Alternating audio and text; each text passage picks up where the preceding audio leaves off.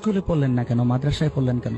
স্কুলের শিক্ষা তো এত বড় শিক্ষা না। আম্মু বলছে যে মাদ্রাসায় পড়ো, মাদ্রাসায় পড়লে একদিন বড় হবা। মূলত কারণ হলো আল্লাহকে খুশি করার জন্য মাদ্রাসায় পড়তেছি।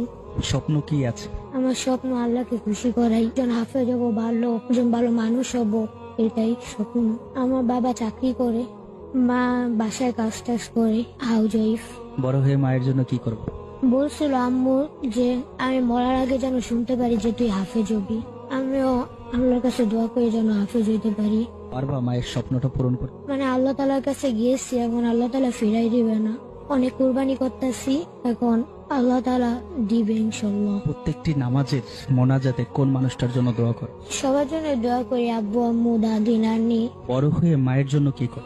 দেখি আল্লাহ তালার কাছে গিয়েছি, আল্লাহকে খুশি করার জন্য গেছি, যে আল্লাহ তালা যেটা ভাগ্যে রেখেছে ওইটাই হবে। মাকে এত বেশি ভালোবাসো কেন? জন্ম দিয়েছে আম্মু, একজন নবীজির কাছে একটা সাহাবী গেছিল যে হে রাসূলুল্লাহ, আমার মার অধিকার কতটুকু আর বাবার অধিকার কতটুকু। প্রথমবার জিজ্ঞেস করছে, প্রথমে আমাদের নবী মুহাম্মদ সাল্লাল্লাহু আলাইহি ওয়াসাল্লাম বলছিল মা, দ্বিতীয়বার আবার জিজ্ঞেস করছে তখনও বলছিল মা, তৃতীয়বার আবার জিজ্ঞেস করছে তখনও মা বলছে, চতুর্থবার জিজ্ঞেস করার পরে তিনি বাবার কথা বলছে।